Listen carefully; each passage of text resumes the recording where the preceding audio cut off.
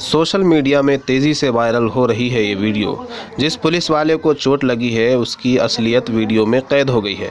सारे दंगे प्लानिंग से ही हो रहे हैं। अब सवाल ये पैदा होता है कि क्या इसकी जांच हो पाएगी? क्या इस पुलिस वाले पर झूठ फैलाने के जुर्म में सख्त कार्रवाई हो पाएगी? अखबार भी पूरी तरह से इस फर्जीवाड़े में शामिल दिखाई दे रहा है।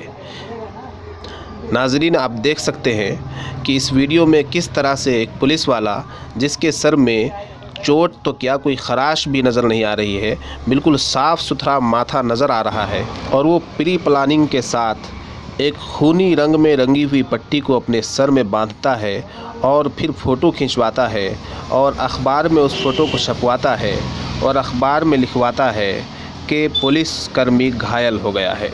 क्या पुलिसकर्मी के इस झूठ पर आपको अफसोस हो रहा है? क्या आप इस वीडियो को देखकर इस पुलिसकर्मी के बारे में कोई गुमान कायम कर सकते हैं? क्या आप इस पुलिसकर्मी पर एक्शन लिए जाने और कार्रवाई करने की मांग कर सकते हैं?